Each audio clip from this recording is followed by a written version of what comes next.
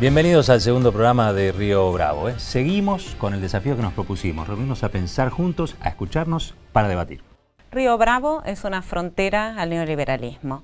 Río Bravo es un límite con la información que nos invade cotidianamente desde los medios hegemónicos. Hoy debatiremos la ruptura del contrato electoral y si ese engaño afecta a la democracia y si nos obliga a buscar nuevas formas de representación política para nuestras demandas. Para eso vamos a hablar con expertos, con especialistas, con gente que sabe de qué habla. Aquí empieza Río Bravo.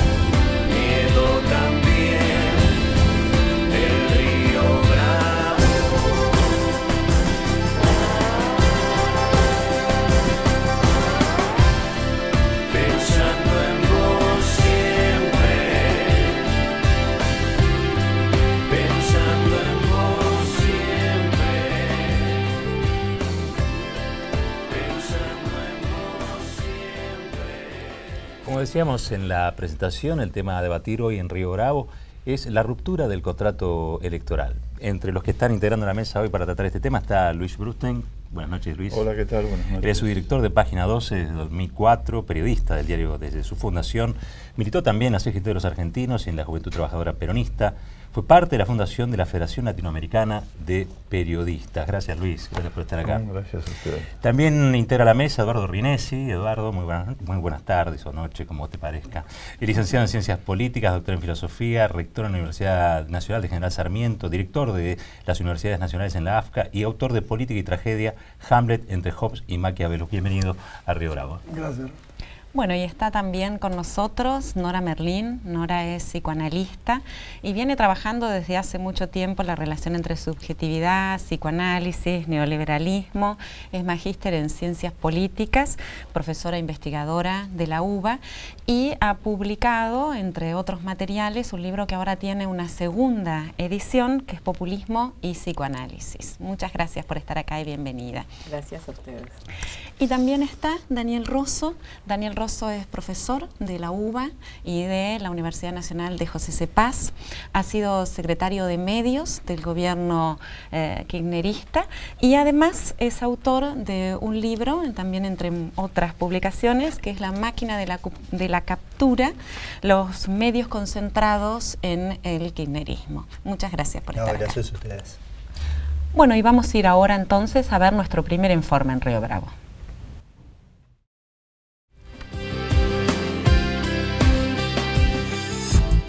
Nosotros tenemos como objetivo económico lograr una Argentina con pobreza cero. Prometieron pobreza cero, pero después reconocieron que no lo decían en serio. Pobreza cero tiene que ver con una meta como sociedad, es una meta obviamente inalcanzable. Aumentaron la pobreza e indigencia. Hay que cuidar cada empleo que existe en este país. Prometieron cuidar tu trabajo, pero hoy la realidad es otra. Desocupación y cierre de industrias. Prometieron cuidar a nuestros docentes y científicos. Y nuestros maestros con los cuales queremos trabajar codo a codo. Pero el desprecio a la educación pública y a la ciencia están a la orden del día. Y la terrible inequidad entre aquel que puede ir a una escuela privada versus aquel que tiene que caer en la escuela pública. Creo en la libertad de expresión.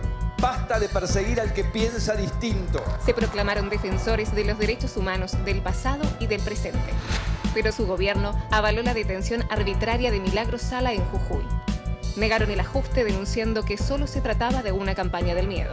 ¿Quién va a pagar los costos del ajuste que tiene pensado llevar adelante Cambiemos? Pero eso no es una pregunta, es una mentira, porque no hay ni brusca evaluación ni ajuste previsto. No voy a sacarle la ayuda a nadie. No voy a cambiar las cosas que sí se hicieron bien. No vas a perder nada de lo que ya tenés.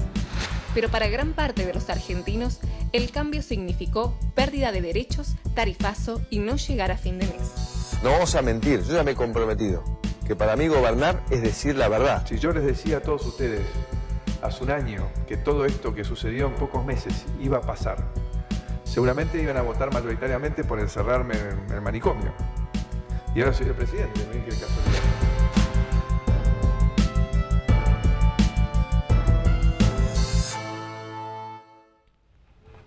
Bueno, ya tenemos el contenido del primer informe de Río Bravo y cada uno ahora va a tener un minuto para desarrollar conceptualmente a qué podemos definir como ruptura del contrato electoral.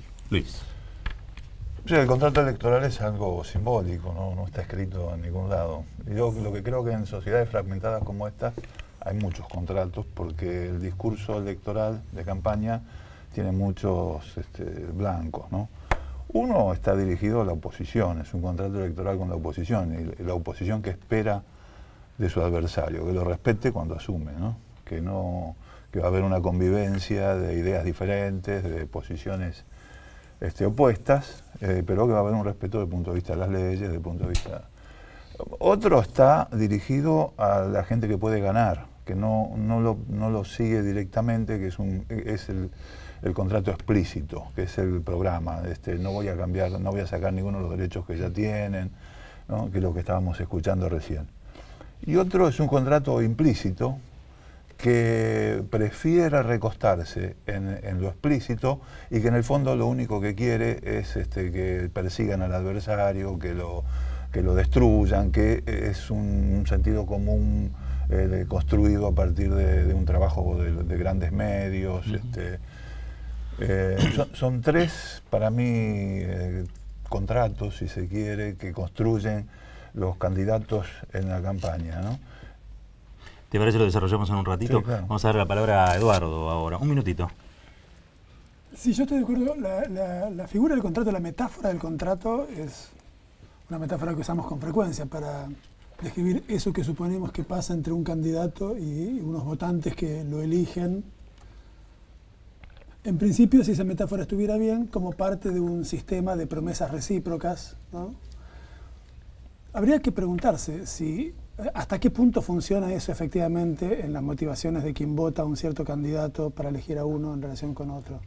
A veces temo que nos excedemos en una cierta suposición de votantes que se toman en serio los contenidos de ese presunto contrato que a lo mejor no es una sorpresa después que no se cumplan, porque a lo mejor eso está implícito también en los modos mismos en los que se enuncia. Me parece que quizás la pregunta debiera ser no tanto ¿por qué es posible no cumplir ciertas promesas? Quizás la pregunta debiera ser ¿por qué es posible no cumplir ciertas promesas y no pagar grandes costos políticos por eso? Nora. Sí. Bueno, el neoliberalismo tiene objetivos que son inconfesables. Entonces hay distintos métodos de imposición.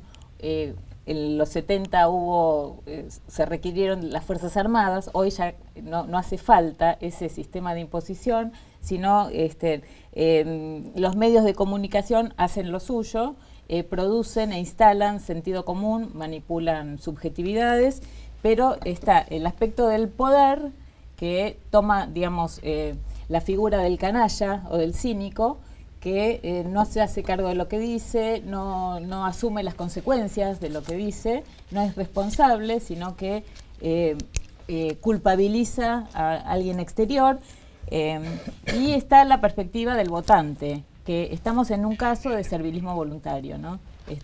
Más conocido como tal vez síndrome de Estocolmo, podríamos decir, ¿no? Pero hay un servilismo voluntario que, digamos, hay que estudiarlo, ¿no? Muchas gracias, Nora.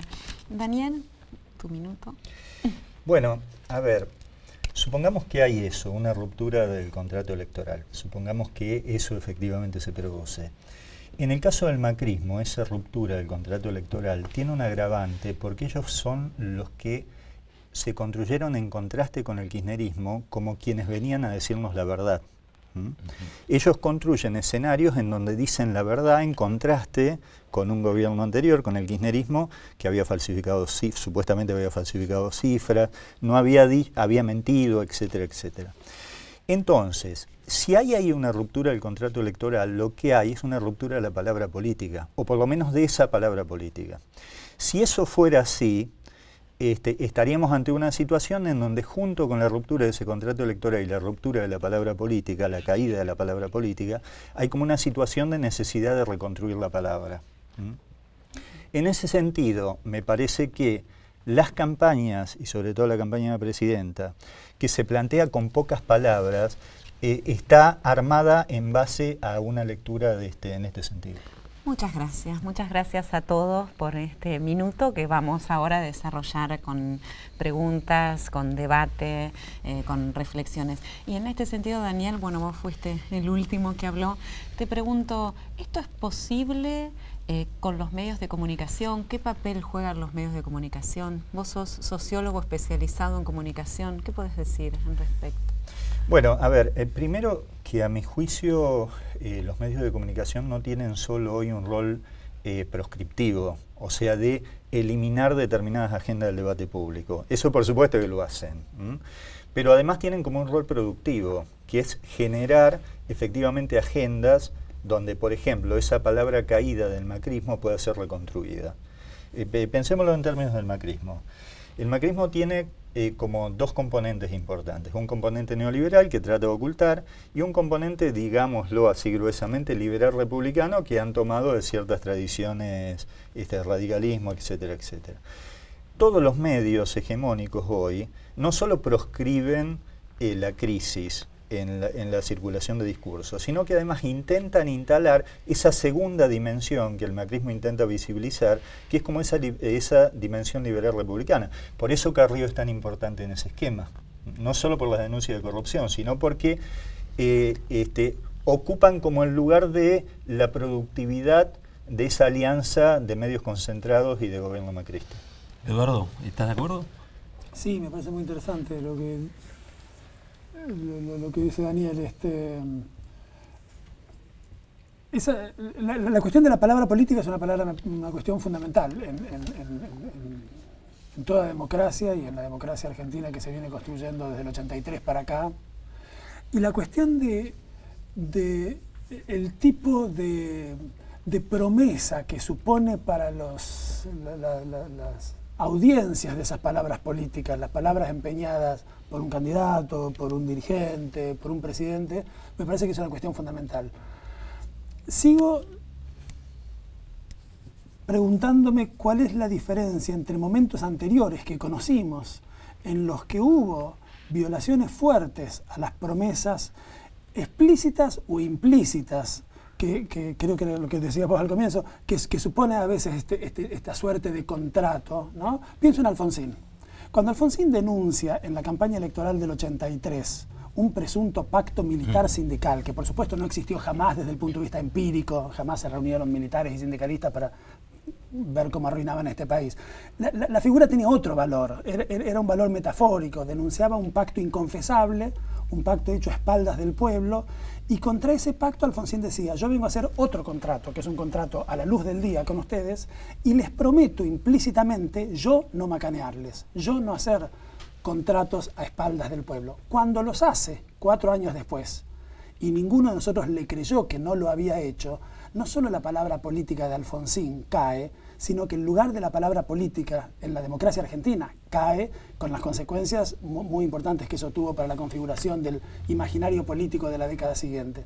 Mi pregunta es, ¿por qué el macrismo puede mentir descaradamente? Puede decir, voy a hacer A y hacer B. Puede decir, vamos a conservar los puestos de trabajo y perseguir trabajadores a los palazos. Y algo evidentemente del contrato, para seguir usando esa metáfora, implícito en el discurso de campaña, en la votación, en la elección, sin embargo parece perdurar, porque no parece estar pagando el costo político de un desprestigio global, masivo de su palabra, el macrismo. Eso a mí me deja como una pregunta para la que no tengo una respuesta adecuada, pero por eso vine a este programa, porque me dijeron que aquí lo íbamos a resolver. Yo pienso, escuchándote, Eduardo, que si no lo está pagando el macrismo, tal cual vos lo decís, lo está pagando alguien? ¿Qué consecuencias tiene esta caída de la palabra política, esta ruptura del contrato electoral, esta estafa en las sociedades, en los sujetos dentro de una sociedad? ¿Tiene algún tipo de consecuencia? Y bueno, hay múltiples consecuencias. Por un lado está el escepticismo y el intento de desvalorizar la política, ¿no? Pero al mismo tiempo hay un auge de mucha política y de mucho desarrollo, porque de alguna manera tiene que emerger la verdad. Si se rompe la relación a la verdad o a la palabra o la confianza, que digamos, la representación siempre falla, por definición. La representación no puede captar todo, pero una cosa es la falla y otra cosa es la ruptura de la representación, ¿no? Entonces, eso ya es ruptura del contrato social. Es decir, ¿no? Entonces, ¿qué consecuencias trae? Múltiples consecuencias. Por un lado, las consecuencias del neoliberalismo son nefastas, de desamparo, de desprotección, de angustia, porque son situaciones que llevan a la angustia, al suicidio, a la pérdida de identidad, a la ruptura, entonces son múltiples consecuencias, pero en relación a esta caída de la palabra política, me parece que los estados modernos surgen justamente, o la representación surge para impedir la guerra de todos contra todos, o el poder del más fuerte, ¿no? Entonces, para evitar esta cuestión del lobo, el hombre lobo del hombre. Entonces, fíjate todas las vueltas históricas que dimos desde el 1600, que aparece el contrato social y el principio de representación y, ¿no?, el límite al más fuerte, el intento de límite para llegar nuevamente al poder del más fuerte, que es el poder de las corporaciones. Entonces los estados se presentan impotentes, ¿no?, frente al monstruo que va creciendo, el leviatán mediático, corporativo, concentrado, y los estados no pueden ya... El neoliberalismo es un monstruo que va tomando la cultura, ¿no?, las comunicaciones, la justicia, los estados, y trabajan como un grupo, trabajo en equipo, como se usa ahora, ¿no? y digamos, apostando a mantener el poder y no a proteger sí, al más débil, digamos. Al más débil, claro. O a la misma sociedad, o la integración claro. social también. Entonces, por eso el neoliberalismo no es posible sin posverdad, no es posible sin mentira, no es posible sin estafa, sin traición, porque si no, ¿cómo se hace, no? Se tiene que sugestionar y colonizar a toda la población para que se vote eso. A ver, Luis, mencionaba recién Eduardo Alfonsín, ¿no? Digo, como alguien que prometió en algún momento o ofreció una expectativa en particular. Yo siempre me acuerdo también de Carlos Menem, ¿no? Diciendo esto de que si hubiera dicho la verdad nadie lo hubiese votado, digamos. ¿A cuánto le sirve la mentira a la política? Lo que pasa es que yo cambiaría la palabra política por la de marketing, en el caso de las campañas electorales de la derecha, ¿no? Porque es una forma de trabajar sobre la parte más oscura de las personas, sobre la mezquindad, el egoísmo, ¿no? ¿Cómo pude transformar? Que haga que un jubilado, al cual se le ha aumentado la jubilación, se favoreció mucho durante determinada época, se sienta que le han robado porque le hicieron creer que con las moratorias, al incorporar a la jubilación a los que no pagaron aportes, le están robando su propia jubilación, ¿no? ¿Cómo pueden hacer creerle a la sociedad o a una parte de la sociedad que la asignación universal por hijo, las muchachas pobres se embarazan para trabajar, se embarazan para no trabajar y para cobrar, ¿no? Es decir, ¿cómo hago yo para venderle a un vecino, buena persona, todo un gran tipo, ¿no?, que vive a 2 cuadras de una villa? ¿Cómo hago yo para venderle a ese vecino algo que lo haga sentir bien y que lo diferencie de la persona que tiene tan cerca y que él no quisiera estar en esa situación? Y trabajar sobre esa línea, entonces eso genera un contrato implícito que no tiene que ver con el discurso explícito. Y que cuando el discurso explícito no es cumplido, no importa, porque el otro sí se va cumpliendo. Pero vos decís que hay algo así más de línea mitológica. Que Sí, se instala una bueno, mitología. todo el capitalismo se basa en una gran ilusión, que si vos trabajás mucho te podés llegar a convertir en un hipermillonario que tenga todo el confort del mundo, todas las mujeres que quieran para los hombres, en fin, todo lo que quieran las mujeres. O sea, si vos sos una persona cualquiera, el capitalismo te ofrece esa ilusión de lotería, y el neoliberalismo es el capitalismo llevado a sus últimas expresiones, ¿no? A su máxima expresión. Y yo creo que esa construcción de esas fantasías, de esos mitos, y el trabajo sobre la parte oscura que todos tenemos, genera esta doble situación, donde vos podés no cumplir ese contrato explícito que formulaste durante la campaña, y hay un sector, no todo, porque hay un sector que se te va a separar al no cumplir eso, pero hay un sector que te va a seguir apoyando porque el otro contrato, el que está por abajo, el subterráneo, sí. Ese se está cumpliendo. Ahora, vos hablabas, Eduardo, creí entender que decías que, bueno, que cuando se hace una campaña no todo el mundo cree, incluso que se puede hasta votar no creyendo que se va a hacer aquello que se promete, ¿no? Me imagino votantes de Cambiemos que voten aún sabiendo que los van a estafar o que no va a ser posible la pobreza cero, por ejemplo, ¿no? ¿Vos crees que también puede haber una parte de la sociedad también cínica en esto? Porque, digo, yo, más allá del recorrido de la historia, tengo la sensación de que, no sé si nunca, pero por lo menos en todos estos años de democracia no hemos tenido un gobierno tan cínico como este que tenemos todos los días mintiendo sabiendo que miente, ¿no? Hay una sociedad que también está haciendo eso. Yo diría que yo haría una diferencia entre un gobierno que miente sabiendo que miente y los muy diversos tipos de ciudadanos que integran esa cosa muy compleja que llamamos sociedad, de la que lo que digo es no que sean cínicos, no que mientan, sí que son subjetividades complejas. La mala fe, lo que el viejo y querido Sartre llamaba mala fe, es decir, simplemente la circunstancia de que nuestra subjetividad no es plenamente consciente para nosotros mismos y siempre actuamos creyendo a medias, ¿no? Eso existe y forma parte de nuestros comportamientos. Yo creo que hay muchos votantes de Cambiemos que en efecto sabían que de lo que se trataba era de hacer pelota una experiencia de democratización social y política y que fingieron y se fingieron a sí mismos creer un discurso republicano que ni era verdad en la cabeza de quienes lo decían, ni era importante en la cabeza de los que lo escuchaban, porque lo que querían era hacer pelota una experiencia de democratización. Esas cosas existen y me parece que de ese modo funciona una sociedad. Yo quería decir dos cosas muy breves a propósito de lo que decían Luis y Daniel. Una, la idea de ilusión, que me parece muy interesante. Sin duda, este sistema solo se sostiene sobre la base de la ilusión. Me parece que lo interesante del macrismo, en lo que el macrismo viene siendo extraordinariamente eficaz, es en lograr poner la idea de ilusión del otro lado. Lograr poner la idea de que la mentira, la impostura, lo que era falso, lo que nos habían hecho creer, no es lo que ellos nos quieren hacer creer todo el día, que es manifiestamente falso, sino la experiencia concreta de bienestar y de mejoría en las condiciones de vida de vastísimos sectores sociales. El te hicieron creer es extraordinario.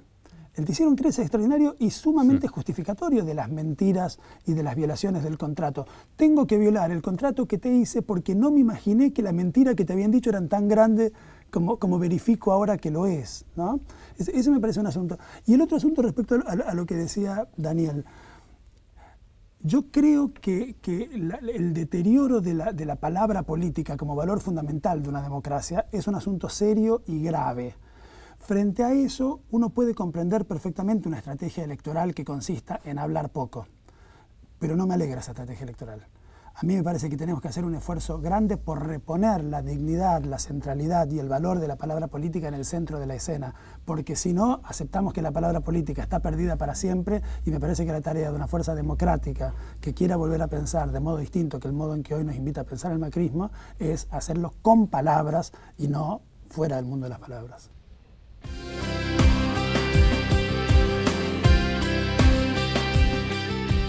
And I was on the first of those debates, so I get my coaching from our political advisor, which is a guy called Jaime Duran Barba. He says, look, I want to ask you to do 4 things in this debate. You just do 4 things, and you'll be okay, we'll all be okay. So what are those 4 things? Well, the first one is don't propose anything. And he says, the second thing is don't explain anything. Because if you explain inflation, then they're going to say that you're going to explain that money printing generates inflation, and that you have to reduce money printing, and if you have to reduce money printing, that means that you're going to do a fiscal adjustment, and a fiscal adjustment means people will lose their job, and we don't want you to kind of say that. You just, when you're in government, do whatever you think has to be done. Y con todo el dispositivo del know-how de Durán Barba, aprendieron a golpear con mitos sobre distintas zonas de sensibilidad de este sector intermedio. No te vamos a dejar solo. Estamos convencidos que somos mejores juntos que separados. No paremos hasta estar orgullosos de haberlo logrado. Cambiemos. Cambiemos. Busca el spot de Macri donde dice, conmigo nadie va a pagar el impuesto a la ganancia, el doble paga el impuesto a la ganancia. Entonces vos decís, ¿mintió o no mintió? Mintió, es objetivo. En mi gobierno, los trabajadores no van a pagar impuesto a las ganancias. Yo no hablo ni siquiera de una mentira, hablo de una verdadera estafa. Yo sé. Hablo de una estafa. Hablo de una estafa. Realmente es un fraude porque es una devastación de la verdad como promesa de la política. Hubo un debate y bueno, mucha gente lo creyó y no está mal creer. No está mal creer, lo que está muy mal es mentir. Eso sí que está muy mal.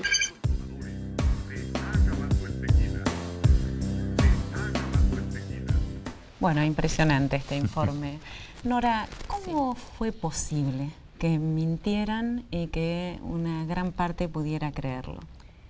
Bueno, los medios de comunicación concentrados constituyen una masa acrítica que se sostiene con prejuicios, con repeticiones, y hay una técnica que es la instalación, que la comentaba Luis recién, la instalación del odio y del enemigo. El lugar del adversario político se transforma en enemigo. Entonces se crea una cultura en riesgo, porque los lazos sociales se van erosionando, ¿no? Entonces, esta técnica se usó en el nazismo, el desarrollo, la instalación del judío, del enemigo. Entonces, por un lado eso.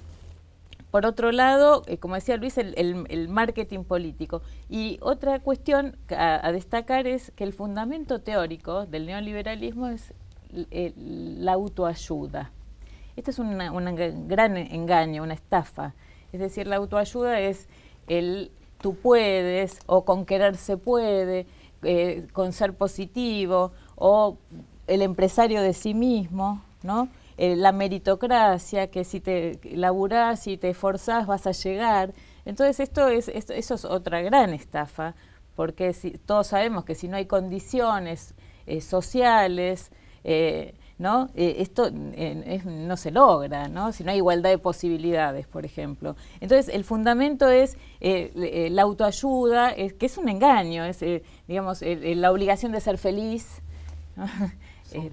Solo y como individuo. Claro, ¿no? Digamos, el planeta estalla, pero vos con armonía y felicidad y diálogo y expertos en felicidad y motivación se puede lograr, y yoga, ¿no? Ahora, yo te escucho, Nora, y me pregunto ahora, interpretaron muy bien un momento de la sociedad. Digo, si uno lo mide en términos de resultados. Sí. No sé vos, Daniel, cómo lo ves esto. Digo, sos un especialista en Durán Barba, digamos, ¿no? Y me parece que es un tipo que hace investigaciones casi, diría yo, cotidianas sobre humor social, sobre focus group. Digo, ¿cómo ellos percibieron que había un sector de la sociedad que los iba a acompañar en esta cruzada? Bueno, gracias por la nominación de especialista en Durán Barba. A partir de ahí. No, me parece, a ver, me parece que ellos no solo interpretaron, sino que construyeron. O sea, en el sentido de que cualquier construcción comunicacional, política comunicacional, nosotros sabemos, es una construcción relacional. Siempre se construye en contraste, ¿no? No hace falta la CLO para eso. O sea, siempre una construcción de una identidad política es en contraste con otra. Y ellos, la verdad, es que yo ahí entiendo que se considere que el macrismo es expresión del marketing político y estoy dispuesto a aceptarlo. Pero agregaría lo siguiente, que el riesgo que hay de considerar que el macrismo es solo marketing político, es considerar que es un lugar vacío. Y para mí no. El macrismo está lleno de un montón de cosas que tenemos que saber bien qué son lo que tienen adentro. Más que mentira, decís. No, no es un lugar vacío. Digo que por supuesto tiene componentes de eso, pero me parece que es un diagnóstico del lugar vacío que hace que no sepamos, que renunciemos a saber qué hay ahí adentro. Yo no creo que esté vacío. Yo creo que en todo caso el macrismo es, en principio, a mi juicio, un dispositivo en donde hay una combinación de política y comunicación, donde la comunicación es hegemónica, pero no es sin política. Hay comunicación hegemónica, pero no hay un vacío de política. Pues si no, el riesgo de considerar que el macrismo es un dispositivo autoritario, de derecha, etcétera, etcétera, todo lo que sea, más un conjunto de técnicas de marketing. Ese conjunto de técnicas de marketing están, pero no es solo eso. La impresión que a mí me da es que ellos, como efectivamente son un dispositivo político con hegemonía comunicacional, han puesto en la comunicación una especie de fusión entre el neoliberalismo y formas democráticas. O sea, y hay algo ahí de eso que no está vacío, que nos sacó algo a nosotros que no estamos llenos. Porque si no, es una relación entre algo que está vacío y nosotros que estamos llenos, ¿sí? O el campo popular que está lleno. Y me da la impresión de que no, que ahí hay una discusión muy interesante si uno parte de considerar que hay en la dimensión comunicacional algo que el macrismo tiene y que expresa. Sí, además algo que está lleno de un proyecto racista, clasista, machista, eso está lleno y es pesado. Eso en la política está, seguro. Ahora, como ellos tienen hegemonía comunicacional, me parece que en la comunicación tienen algo más, ponen en escena algo más, que es, me parece, el gran desafío a pensar, ¿no? Dos cosas, sí. ¿no? Una es lo que ellos advirtieron, para mí, creo yo, es los cambios profundos que se produjeron en las sociedades con la globalización, con las nuevas formas de producción y demás. Son sociedades muy fragmentadas y la forma de comunicación hacia esas sociedades son muy difíciles porque cada fragmento lo elabora el mismo mensaje a su manera, digamos, ¿no? Lo elabora a partir de su propia experiencia, de su propia inserción social. Entonces es muy difícil hablarles como hablaba Perón, por ejemplo, a los trabajadores, porque ahora la sociedad que va creando el neoliberalismo, tenés un gran sector que se vuelca a la informalidad porque está desocupado. Y en la informalidad se convierte en una especie de mezcla ¿cómo es? De empresario, ¿cómo le dicen ahora? Emprendedor individual, que el tipo desarrolla su propia cultura, su propio imaginario político. Después, a nivel del trabajador que está en la producción, tenés una gama infernal, desde tipos con un desarrollo tecnológico altísimo, un empleado de la FIP que gana 200.000 pesos y un periodista que gana 15.000 pesos, ¿viste? Todo eso hace que sean sociedades muy difíciles, donde el relacionamiento de la comunicación es muy complejo y no es esa pura vínculo que, por ejemplo, generaba Fidel cuando él hablaba o Perón cuando hablaba en la plaza, y es mucho más complejo y mucho más diverso. Ellos pudieron entender ese proceso porque ellos vienen estudiando esta fenomenología porque la están generando ellos, ¿no? Y ellos la necesitan conocer para su propio negocio y para garantizar su propia hegemonía como bloque económico, ¿no? Entonces, ellos yo creo que la vieron primero en ese sentido, y nosotros seguimos tratando de comunicarnos con la sociedad como lo hacíamos siempre. Y ahí es un defecto. El tema de la comunicación es importante porque es lo que homogeneiza. En una sociedad fragmentada tenés pocos lugares donde se comparte o se pueda circular algo en común. Y lo que hace antes podía ser la educación, podía ser la familia como reproducción de determinados valores o demás, ¿no? Y en este momento la circulación de lo poco común que hay a nivel de esas culturas tan separadas es la comunicación. Y en ese sentido es tan importante, ¿no? Me quedo pensando, vos recién hablaste, y siguiendo la línea de lo que dice Luis, hablaste de la necesidad de hablar, la necesidad de la toma de la palabra, la necesidad de no resignarnos a no hablar. Pienso esto de si estamos haciendo, en este diagnóstico, qué difícil una lengua común cuando la sociedad está tan fragmentada. Ellos lo pescaron y lo profundizaron, porque en eso se basa el proyecto. ¿Cómo se habla una lengua común? ¿Es un error seguir esperando una lengua común? Es buenísima la pregunta. Yo creo que la experiencia política de los años anteriores, la experiencia política kirchnerista, había creado algunas bases para la construcción de un lenguaje político común, fuertemente democrático, potente, interesante, en la construcción de una representación posible para los ciudadanos que pudimos pensarnos durante esos años del kirchnerismo como sujetos de derecho. Yo creo que la palabra derecho, que es una palabra que machaconamente la retórica kirchnerista utilizaba, y las políticas públicas kirchneristas acompañaban, es una palabra fundamental para entender el punto de partida a partir del cual es posible construir un lenguaje político común democrático. Y a mí me parece que el macrismo, que entendió eso también, por eso nos pide que cambiemos. El cambiemos de Cambiemos me parece que forma parte de un proyecto político de reestructuración de las subjetividades que es muy fuerte, que es muy consciente. Macri nos mira a los ojos y nos dicen cambien. Y como dice una muy fina analista de los discursos políticos, que es una querida amiga, Julia Smola, Macri es el primer presidente que en la Argentina no nos pide que creamos en él, sino que nos informa que él cree en nosotros. Es decir, en nuestra capacidad para cambiar. Todo el tiempo nos está diciendo, yo creo en ustedes tienen capacidad para cambiar, para sacarse los prejuicios, para sacarse las taras, para sacarse el populismo, para sacarse la ridícula creencia que les hicieron creer de que son sujetos de derecho y entonces poder animarse y poner su propio emprendimiento y poner su criadero de chanchos, ¿no?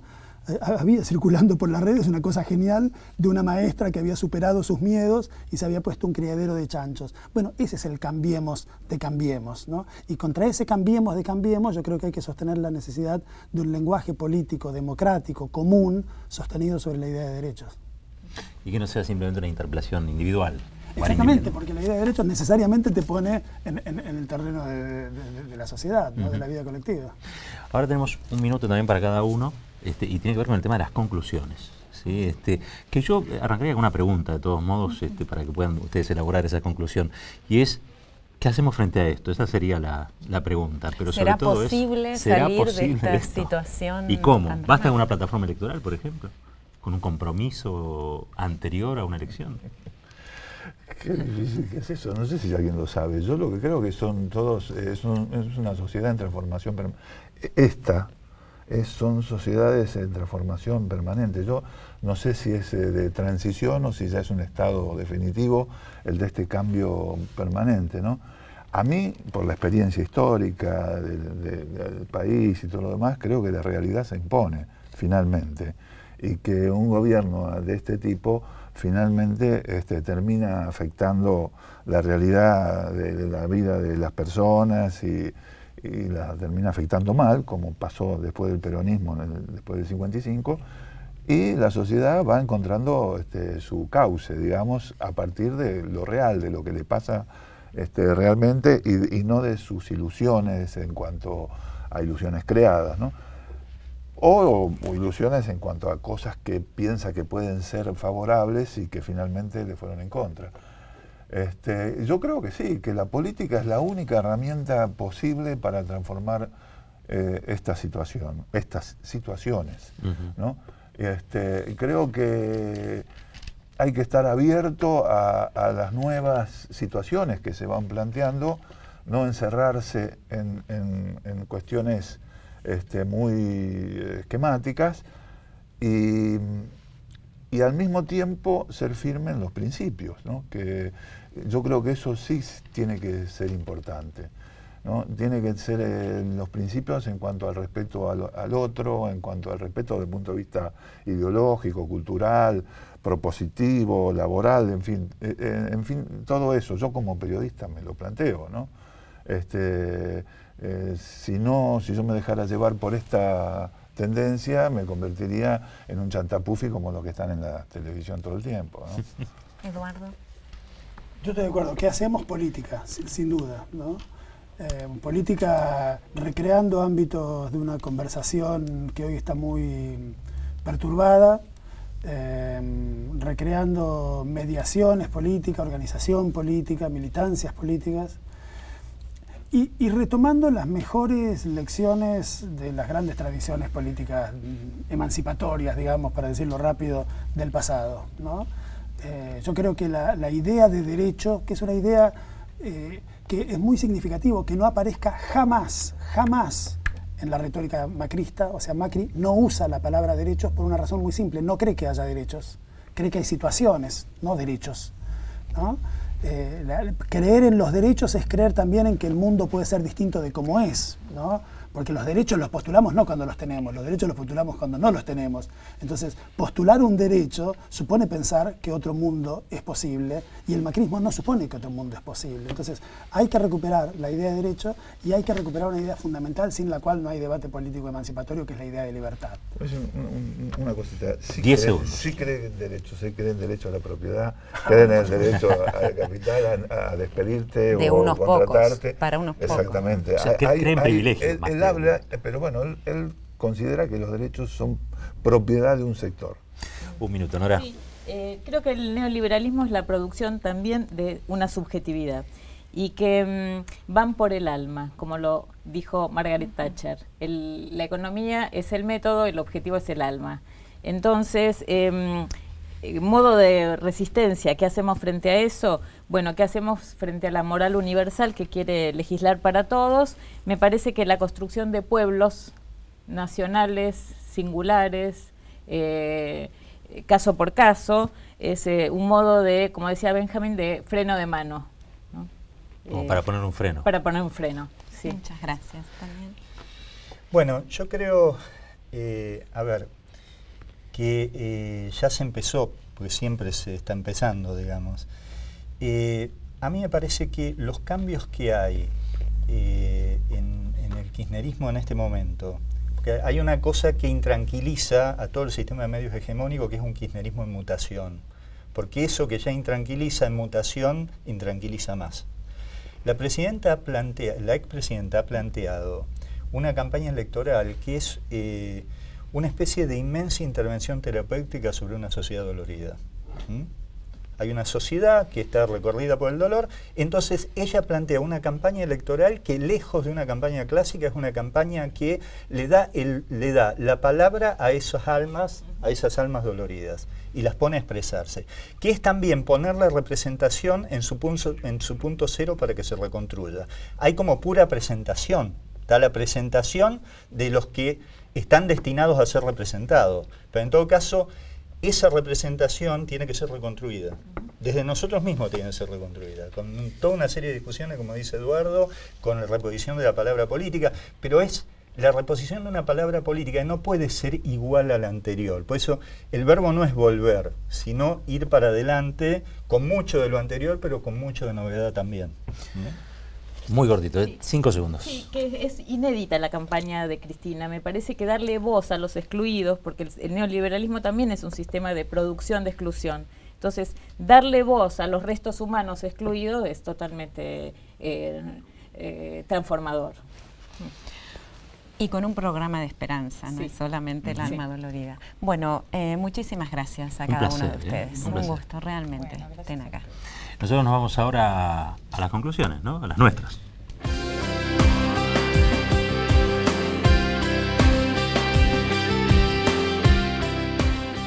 Así llegamos al final de nuestro segundo programa. ¿Cómo lo viste, Roberto? Un programa riquísimo. Por el nivel de las intervenciones, los invitados, la verdad que nos ha dejado pensando. Y esa es la propuesta de este programa. Y entre otras cosas nos ha dejado pensando qué hacemos nosotros como sociedad con políticos que convocan al voto ciudadano desde una estafa, desde una mentira. Cómo se recupera también la confianza en la política, revalorizar la política, repolitizar la política, que es todo lo contrario que pretende este actual gobierno. Me parece que nos ha dejado este programa la idea de que sin esas dos variables, recuperar la palabra y recuperar la política, va a ser muy difícil que podamos salir de la situación en la que estamos. Y claramente también han dejado los invitados sentados el nivel de padecimiento de una sociedad cuando se la estafa de la manera en que se la está estafando. Por eso es imprescindible encontrarle una salida, cambiar de rumbo. Gracias por estar ahí. Esto ha sido Río Bravo, un límite al discurso dominante.